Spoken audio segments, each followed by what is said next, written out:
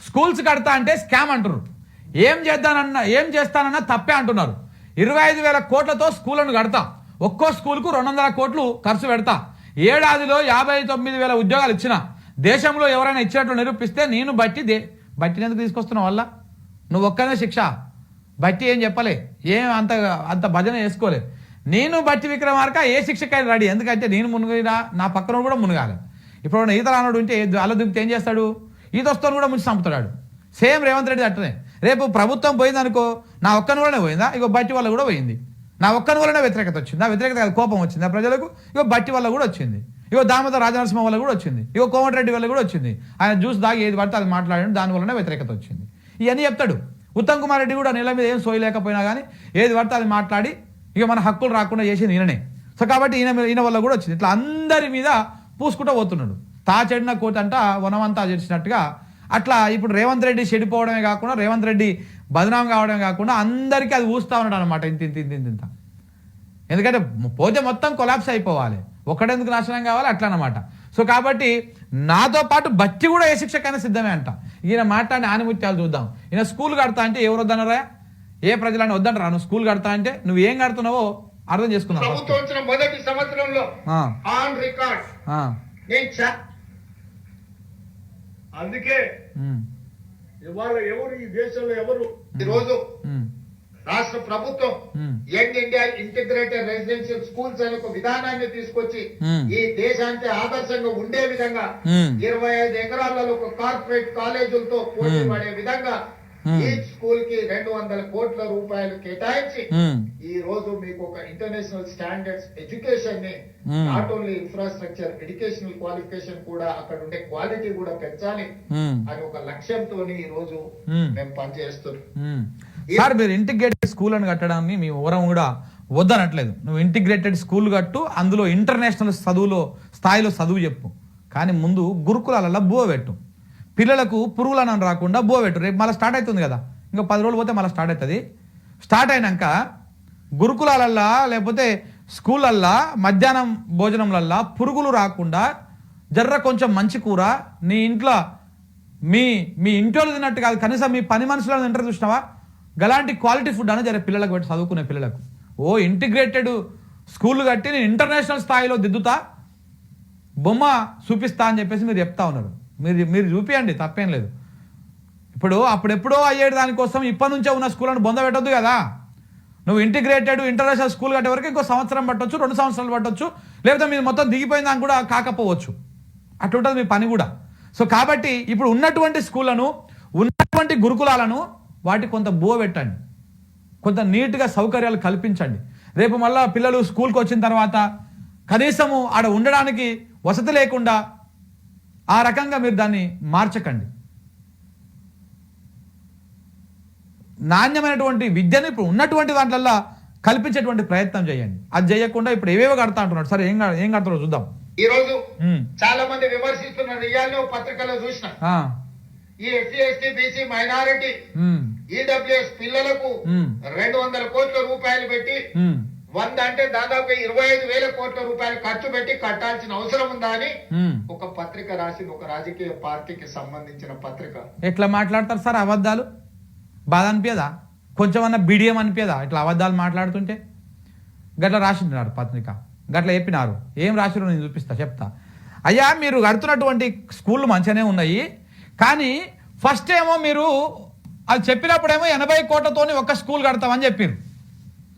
80 కోట్లతోని ఒక స్కూల్ కడతాము అని చెప్పారు. 80 కోట్లు అయినాయి. దాన్ని మీరు ప్రారంభించే నాటికి, శంకుస్థాపన చేసే నాటికి 120 కోట్లు అని చెప్పేసి ఆ రోజు చెప్పారు. మళ్ళీ తర్వాత నిన్న జీవో ఇచ్చేటప్పుడేమో 200 కోట్లు అన్నారు. ఒక స్కూల్ కట్టడానికి 200 కోట్లు ఖర్చు అవుతుంది అని చెప్పారు. ఎందుకో ఇక్కడ అనుమానం ఉన్నది. ఒకవేళ 80 కోట్లతో మీరు ప్రాథమికంగా అంచనా చేసేటప్పుడు పెరిగితే గిరిగితే 5-10 అటు ఇటు పెరుగుతుంది. మహా అయితే 100 కోట్లు కావాలి, 100 కోట్లు కావాలి ఒక ఇంటిగ్రేటెడ్ స్కూల్ కట్టడానికి. కానీ 200 కోట్లు అయ్యింది. దీని మీద అనుమానం ఉన్నది. ఈ 200 కోట్లు నిజంగానే ఖర్చు పెడుతుర్రా? నిజంగా ఖర్చు పెడితే అప్రిషియేట్ చేయాల్సింది, ఏం అనుమానం లేదల్లా. కానీ 100 కోట్లు ఖర్చు పెట్టి 100 కోట్లు మింగుతానికి ఏమైనా ప్రయత్నాలు చేస్తున్నారా?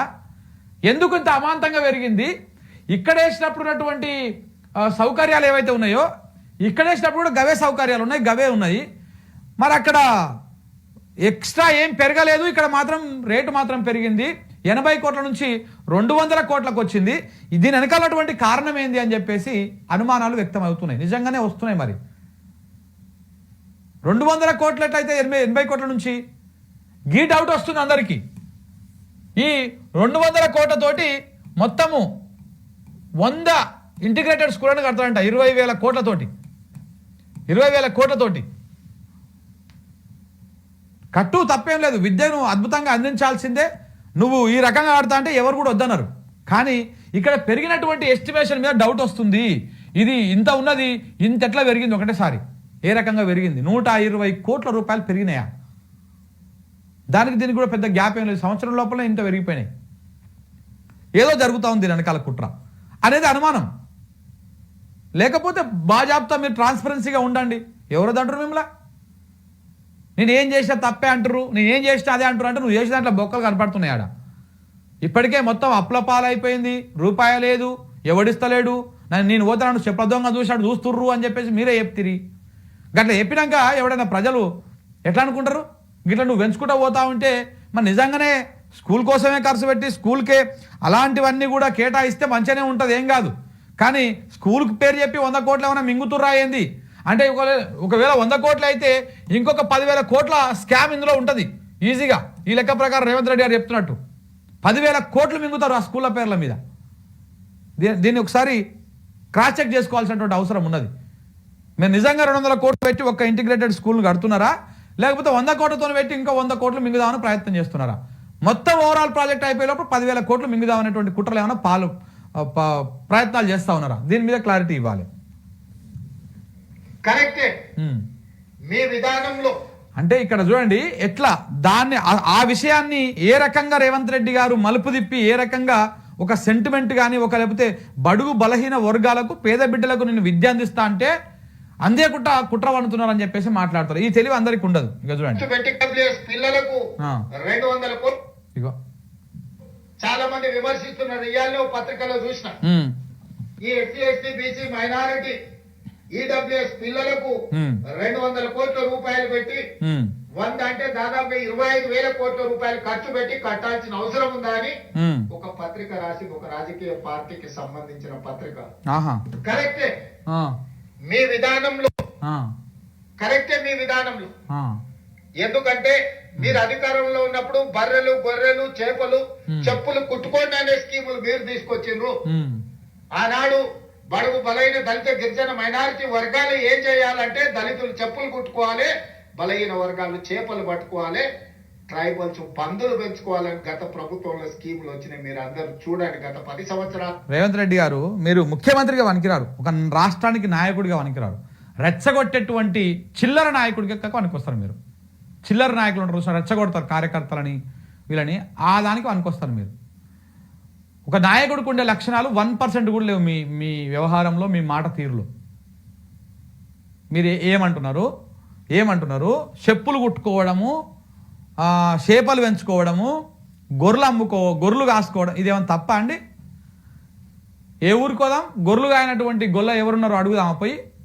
ఎంతమంది ఇలా గొర్రెల మీద ఆధారపడి బతుకుతున్నారు? అదేమన్నా తప్ప? అదేమన్నా తక్కువ చేయడమా? అది వాళ్ళ వృత్తి, అది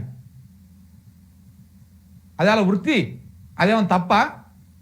నీకు చేతగాక ఆ స్కీములు ఎత్తేసి నువ్వు ఆ గొర్రెల స్కీము ఎంతో కొంత వాళ్ళకు ఆసరా అవుతుండే ఆ యాదవ సోదరులకి, అది ఎత్తేసినావు. ఇప్పుడు మత్స్యకారులు ఉన్నారు. ప్రతి చెరువులో వానాకాలం రాగానే చేప పిల్లలు పంపిణీ చేసేవారు. అదొక కార్యక్రమం నడుస్తుంటుండే. సరే అవి ఎన్ని బతుకుతున్నాయి, ఎన్ని బతుకుతలేవు, దాంట్లో ఎన్ని అవుతున్నాయి అనేది ఒకసారి మళ్ళీ దాని మీద చర్చిద్దాం. నీళ్లుంటేనే చేపలు తెస్తారు, చేప పిల్లలు నేస్తారు. తర్వాత అవి మళ్ళా పట్టుకునేటోళ్ళు. కొంతమంది కన్నా జీవనోపాధి కలిగేది. మహా అయితే ఎంత ఖర్చు అవుతుందో 5-6 కోట్ల కథ. దాన్ని పెట్టి రాష్ట్ర వ్యాప్తంగా మత్స్య సంపద పెంచేటువంటి ప్రయత్నాలు చేసిరు. మనం ఇప్పుడు మనకు చేపలు కావాలంటే ఏపీకి వెళ్ళో లేకపోతే తమిళనాడుకి వెళ్ళో మనకు చేపలు రావాలి. కానీ మన దగ్గర కూడా మన చేపలు కూడా వచ్చేటువంటి అవకాశం ఉంటుండే. ఇక మత్స్య సంపద అయిపోయింది కదా. ఇప్పుడు గొర్రెల గురించి మీరు ఒకసారి గొర్రెల స్కీమ్ పెట్టినప్పుడు తెలంగాణ రాష్ట్రంలో ఒకసారి మీరు లెక్కలు తీసి చూడండి. మనం మహారాష్ట్ర నుంచి బీహార్ నుంచి మనం గొర్రెలని ఇంపోర్ట్ చేసుకునే వాళ్ళు మీట్ కోసం. కానీ మన దగ్గర స్కీమ్ పెట్టినాక తెలంగాణ మీట్ పెరిగిపోయింది. మన వాళ్ళు మన గొర్రెల సంపద పెరిగి మన మీట్ పెరిగింది ఎక్కువ. ఈ విషయాన్ని ఆయనకు తెలియదు. తెలిసినా మాట్లాడాడు. రెచ్చగొట్టాలి కదా, చెప్పులు కుట్టుకోవాలి అంటే ఇప్పుడు తక్కువ చేస్తున్నావా? సరే, అవన్నీ పక్కన పెట్టు. గత ప్రభుత్వము వాళ్ళకి ఇష్టం లేదంటే, గత ప్రభుత్వం సమైక్య రాష్ట్రంలో తెలంగాణ ప్రాంతానికి ఎన్ని గురుకులాలు ఉన్నాయి, తెలంగాణ వచ్చినాక ఎన్ని గురుకులాలు అయినాయి, గురుకులాల సంఖ్య ఎట్లా పెరిగింది, ఏ రకంగా నాణ్యమైనటువంటి విద్యను అందించిర్రు? ఎప్పుడన్నా గిట్లాంటివి మీ హయాంలో ఈ సంవత్సరంన్నర కాలంలో మీరు చేసేంత చిల్లరగా ఎప్పుడన్నా చేసిరా? గురుకులాలల్లో చదువు చక్కగా ఉండదు, పాములు గారు చచ్చిపోతారు, ఎట్లా పడితే అట్లా ఈ రకంగా మొత్తం నిర్లక్ష్యానికి గురి చేసి మన అన్నావు కదా, గురుకులాలు తల్లిదండ్రులకు పిల్లలని దూరం చేస్తున్నాయి అని చెప్పేసి కుట్ర చేసింది. దాన్ని బొందబెట్టే కార్యక్రమం చేస్తున్నాడు. ఇప్పుడు 100 ఇంటిగ్రేటెడ్ స్కూల్స్ అని కట్టి మరి తెలంగాణ మొత్తానికి ఆ 100 ఇంటిగ్రేటెడ్ స్కూళ్ళలోనే మరి చదువులు చెప్పిస్తాడా? మరి చూడాలి. ఒక విద్వేషాన్ని రెచ్చగొట్టేటువంటి విధంగా చూడండి. ఈ వింటే నిజంగానే నిజం అనుకోవాలి జనాలు. ఏం చెప్పారు? బర్రెలు గొర్రెలు ఇస్తాం, చేపలు ఇస్తాం, చెప్పులు కుట్టుకోండి, మీకు స్కీములు ఇస్తామని చెప్పారు తప్ప మీకు చదువు చెప్తాం, మీకు రాజ్యాధికారం ఇస్తాం, మీ రాజ్యం నిర్మాణంలో మిమ్మల్ని భాగస్వామ్యం చేస్తామని చెప్పలేదు. ఈ రకంగా అబద్ధాలు మాట్లాడండి. ప్రభుత్వం వచ్చిన మొదటి సంవత్సరంలో ఆన్ రికార్డ్ నేను ఛాలెంజ్ చేస్తున్న, ఈ దేశంలో ఏ రాష్ట్ర ముఖ్యమంత్రినైనా, ఏ ప్రభుత్వం అయినా, ఏ పాలకులైనా ఒక్క సంవత్సరంలో 59,000 ప్రభుత్వ ఉద్యోగాలు ఇచ్చిన ఎవరైనా ముఖ్యమంత్రి రాష్ట్ర ప్రభుత్వం ఉంటే వాళ్ళు విధించే ఏ శిక్షకైనా నేను మా ఉప ముఖ్యమంత్రి గారు సిద్ధంగా ఉన్నాము. అసలు ఆ 59,000 ఉద్యోగాలల్లా మీరిచ్చిన ఉద్యోగాలు ఎన్ని? నియామక పత్రాలు ఇయ్యంగానే మీరు పోతుందా? పెళ్ళి ఓడో చేసుకుంటాడు, పిల్లల్ని ఓడో కంటాడు, ఆడు ఊటే టైంకి నువ్వు ఎట్లా ఉంటుంది? చిల్లరగా అనిపిస్తలేదు? అసలు ఎక్కడి కథ, ఏం కథ? ఇప్పుడు నువ్వు వచ్చి ఆ నియామక పత్రాలు ఇవ్వగానే అవన్నీ నీ ఖాతాలో పడిపోతాయా? మళ్ళీ దానికి మళ్ళీ గప్పాలు కొట్టుకోవడం, నీ పేపర్లలో యాడ్లు ఇచ్చుకోవడం, ఇంత దుర్మార్గం ఇది. అబద్ధాలు చెప్పడం కాదు, పచ్చి అబద్ధాలు. ఒక నాయకుడు ఇప్పుడు బేసిక్గా ప్రతి రాజకీయ నాయకుడు అబద్ధాలు ఆడతాడు, అదే అలా సహజం వాళ్ళకు ఉండేది. కానీ అబద్ధాలు ఆడేటోరే రాజకీయ నాయకుడు అయిన అనుకో, ఇక రేవంత్ రెడ్డి లెక్క ఉంటాడు. చాలా డేంజర్ ఇది. పొద్దుగా లేస్తే అబద్ధం, మళ్ళీ ఆ అబద్ధాన్ని కప్పించుకోవడం ఇంకో అబద్ధం. ఇట్లా అబద్ధాల మీద నడుస్తూ ఉంది. అందుకే ఇక అలగబడ్డది రాష్ట్రం. పెడుతున్నారు వీళ్ళు, తగలబడలే. అది మంచిగా ఉంది రాష్ట్రం, చాలా అద్భుతంగా ఉండే, ఇప్పటికి కూడా ఉన్నది. కానీ దీన్ని వాళ్ళ స్వార్థాల కోసం, వాళ్ళ గల్లపెట్టెలు నింపుకోవడం కోసం వాడుతున్నారు. గిన్ని అబద్ధాలు మాట్లాడుకుంటా మా ప్రభుత్వం, మా మంత్రివర్గం. మీరు ఇప్పుడు అంటున్నారు కదా 59,000 ఉద్యోగాలు ఇచ్చినామని చెప్పేసి, ఒక్క నిరుద్యోగంతో అనిపించండి ప్లీజ్.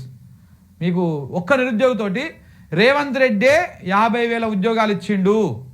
రేవంత్ రెడ్డి కష్టార్జితము, రేవంత్ రెడ్డి ఖాళీలు గుర్తించి, రేవంత్ రెడ్డి నోటిఫికేషన్లు వేసి, రేవంత్ రెడ్డి పరీక్షలు పెట్టి, రేవంత్ రెడ్డి దాని పరీక్షలు దిద్ది, వాటికి రిజల్ట్స్ ఇచ్చి నియామక పత్రాలు అందజేసిండు ఈ సంవత్సరంన్నర కాలంలో అని చెప్పేసి ఒక్కరితో అనిపించండి. మీరు ఇచ్చినవి పట్టుమని 6,000 ఉద్యోగాలు, 6,000 ఉద్యోగాలు. ఏది ఈయన వచ్చిన నోటిఫికేషన్ కథా కార్ఖానం అంతా. ఇప్పుడు ఆ గ్రూప్ అని కూడా కోట్ల వాడే. కోట్లు ఎట్లా పడ్డది? మీరు చేసిన నువ్వు తెచ్చినటువంటి జీవో 59 ఎందుకు తెచ్చినావో ఎవరికి అర్థం కాదు. ఆ జీవో వల్ల ఎవరికి లాభం అవుతుందో అర్థం కాదు. తెలంగాణలోకి వస్తాయా ఉద్యోగాలు, ఆంధ్రలోకి వస్తాయా అర్థం కాదు. అందుకని అది పోయి కోట్ల పడ్డది. ఇప్పుడు ఆ వ్యవహారం అంతా కూడా నడుస్తూ ఉన్నది. మొదటి సంవత్సరంలో 59,000 ప్రభుత్వ ఉద్యోగ నియామక పత్రాలు ఏ ఎల్బీ స్టేడియంలో మేము మంత్రులుగా, ముఖ్యమంత్రిగా ప్రమాణ స్వీకారం చేసినామో అదే ఎల్బీ స్టేడియంలో వాళ్ళందరినీ పిలిపించి నియామక పత్రాలు వాళ్ళ చేతులకు అందించినప్పుడు ఆ పేదవాళ్ళ తల్లిదండ్రుల కళ్ళల్లో చూసిన ఆనందం జీవితకాలం గుర్తుంటుంది. ఎందుకంటే వాళ్ళ పిల్లలు ప్రయోజకులు అయినప్పుడు ఆ తల్లిదండ్రుల కళ్ళల్లో కనిపించే ఆనందం ఒక గొప్ప అనుభూతి. అది మాటలకు అందదు, మాటలు చెప్పినా సరిపోవు. ఇప్పుడు నువ్వు మాట్లాడుతుంటే ఆ అనుభూతి, ఆనందం మా కళ్ళలో కూడా కనపడుతున్నది, మామూలుగా కనపడతలేదు. ఆ అనుభూతి, ఆనందము మీరు రోజు మాట్లాడాలి సార్. ఇట్లాంటి మాటలు రోజు మాట్లాడితేనే మాకు కొంత మాట్లాడడానికి కూడా మాకు కూడా ఆనందం కళ్ళల్లో పొంగుతుంది. కొంత మేము కూడా ప్రజలకు వాస్తవాలు చెప్తాం. ఇట్లా మీరు సైలెంట్గా ఉండొద్దు, రోజు ఏదో ఒక సభ పెట్టి మాట్లాడండి. ఇంకా అందుకే నువ్వు కూడా వచ్చినావా? ఎవరు ఈ దేశంలో ఎవరు ఊహించలేనంత ఎత్తున ఒకటే సంవత్సరంలో దాదాపు 100 పైబడి young India integrated residential schools ని ఒక్కొక్క స్కూల్ 200 కోట్ల రూపాయలతో, not 1 crore, 2 crores, 3 crores or 20 crores. మనదంతా సార్ అల్లా కమిషన్ 200 crores, 200 కోట్ల రూపాయలతో. మన పర్సెంటేజ్ ఎంత సార్? కనీసం 25 ఎకరాలకు తగ్గకుండా మన పర్సెంటేజ్ సార్, పర్సెంటేజ్ ప్రపంచంలో ఉన్న ఏ ప్రైవేట్ స్కూల్ కూడా మనకంటే బాగుందని ఎవరు అనుకోవటానికి లేదు. వాటన్నిటికంటే కూడా ఇవి బాగుండాలని ప్రత్యేకంగా శ్రద్ధ తీసుకొని ఒక 100 స్కూల్స్ ని ఈ సంవత్సరమే 104 స్కూల్స్ అనుకుంటా ఈ సంవత్సరమే శాంక్షన్ చేసి ఈ దేశ చరిత్రలో ఒక సువర్ణ అధ్యక్షాన్ని రాయగలిగామనంటే కేవలం ఆ తపన ఉంది కాబట్టి చేయవచ్చు. అబ్బా మీరు ఇన్ని చెప్పారు కదా సార్. మీరు చెప్పిన గతంలో ఒక ముచ్చట ఉన్నది, ఇంకా దొరుకుతలే దేలాడుతున్నా. మీరు గతంలో ఒక అద్భుతాలు చెప్పారు, రెండు ముక్కలు చెప్పారు. మామూలుగా దాచిపెట్టుకోరి, ఇది మర్చి ఇంట్లో పెట్టుకోరి, నేను రాగానే అది చేస్తాను ఏదో చెప్పారు, దేలాడుతున్నా. అది కూడా చూపిస్తాను మీకు. అసలు మామూలుగా ఉండదు సార్ మీ హామీలు కానీ మీరు కానీ మీరు చాలా అద్భుతంగా చెప్తుంటారు. రైట్ దొరికింది. మీ భాగవతం ఈజీ దొరుకుతుంది సార్ ఇట్లాంటివన్నీ. ఇగో ఒకసారి ఇది చూడండి సార్ దయచేసి. మీరు అప్పట్లో చెప్పారు కదా, మీరు అప్పట్లో చెప్పినటువంటిదే ఇంకో ఇప్పుడు మీకు చూపిస్తా. ఇది ఒకసారి చూడండి సార్. మీరేనా ఇది కూడా? మీరు 200 కోట్లు ఖర్చు పెడతారు, 400 కోట్లు ఖర్చు పెడతారు, కానీ మీ ఇంటికి తీసుకొని వచ్చి మీ ఇంట్లో వివరాలు రాసుకొని ఈ కార్డు మీ ఇంట్లో ఇచ్చి రావడం జరుగుతుంది. ప్రతి ఇంటికి ప్రతి కాంగ్రెస్ కార్యకర్త వచ్చి ఈ కార్డు ఇస్తాడు. దయచేసి నేను ప్రజలందరికీ విజ్ఞప్తి చేసేది ఏంటంటే ఈ కార్డు చాలా అత్యంత విలువైనది. ఈ గ్యారంటీ కార్డుని అత్యంత భద్రంగా భద్రపరచుకోండి. 3 నెలలు జాగ్రత్తగా దీన్ని కాపాడుకోండి. మా ప్రభుత్వం రాగానే మీరు ఈ గ్యారంటీ కార్డు తీసుకొని రాగానే అందరికి 100 రోజుల్లో దీన్ని అమలు చేసేటువంటి కార్యక్రమం చేయబోతా ఉన్నాం. మీ ఇంటికి తీసుకొని ఏడున్నాయి సార్ ఈ కార్డులు? ఏడా ఉన్నాయి ఇప్పుడు? ఈ కార్డులలో ఉన్నటువంటిది ఎంతమందికి అమలు చేసిరు సార్? ఈ అబద్ధాలు చెప్పింది ఈ మనిషి ఆ మనిషి ఒకటే కాదు, ఈయన ఆయన ఒకటే కదా. ప్రజలారా మీరు ఒకసారి, ఈయన ఆయన ఒకటే కదా. అందుకే ఇగో ఈయన ఆయన రెండు ఒకటే ఫేసా కాదా? మళ్ళీ ఇది ఏమైనా ఏఐ అంటారా? ఇది మన హెచ్సియూలో జింకలను సృష్టించినట్టు మళ్ళీ ఇది ఏమైనా ఏఐ అంటారా?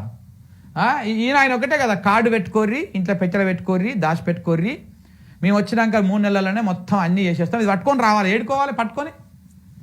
భలే ఉంటాయి మీ కాంగ్రెస్ వాళ్ళవి, భలే విచిత్రంగా ఉంటాయి అసలు మాటలు. ఇది పట్టుకొని రారి వెంటనే అయిపోతుంది. అప్పట్లో రేవంత్ రెడ్డి మాట్లాడుతుండే, మీకు 2 లక్షల పైన రుణం ఉంటే మీరు పోయి ఆ పైన ఉన్నది కట్టేసేది, ఆ 2 లక్షలు నేను చేసేస్తా అంటాడు. నువ్వు అది కట్టే కాదు, కట్టినా అని చెప్పి ఎవరికి చెప్పాలి? పోయి బ్యాంక్ ఓనికి చెప్పాలనా, అధికారికి చెప్పాలనా, ఎవరికి చెప్పాలి? ఉండదు. అది కట్టినా అని చెప్పి నేను వెంటనే నేను 2 లక్షలు చేస్తా అంటారు ప్రజలు. పాప అమాయకులు. 2,50,000 ఉందనుకో సపోజ్ ఆయనకు లోను, క్రాప్ లోను, ఆడను అప్పో చేసి బదులో సదులో చేసి ఆ 50,000 తెచ్చి కట్టిరు. కట్టినాక 2 లక్షలే ఉన్నాయి సార్ మాఫీ చేయడానికి బ్యాంక్ అని అడిగితే బ్యాంక్ వాడు సపోర్ట్ చేయడు, ఈ అధికారి దగ్గరికి వస్తే అధికారి సపోర్ట్ చేయడు, ఎవడు సపోర్ట్ చేయడు. చివరికి 50,000 అప్పు తెచ్చి ఇది ఇబ్బంది, అది తీరక అది ఇబ్బంది. ఇప్పుడు 2 మళ్ళీ తంటాలు. ఈ రకంగా అంటే అబద్ధాలు చెప్పుట్లా వీళ్ళు మించిన వాళ్ళు లేరు. ఇక వీళ్ళు మించిన వాళ్ళు లేరు, రారు కూడా. అంత పకడ్బందీగా అంత అబద్ధాలు చెప్పేటువంటి బ్యాచ్ అనమాట ఈ బ్యాచ్. ఈ దొంగల బ్యాచ్ని నమ్ముకొని తెలంగాణ సమాజం ఇలా మొత్తానికి ఆగమైపోయింది. ఎంత అద్భుతంగా చెప్పిండు మాటలు. ఈ కార్డు దాచిపెట్టుకోర్రి, మేము రాగానే చేస్తాం, ఇది తీసుకొస్తే సరిపోయి అయిపోతుంది అని చెప్పారు. 3 నెలలు కాదు, దగ్గర 20 నెలలు అయిపోయింది. 20 నెలలు అవుతున్నది. ఎక్కడవా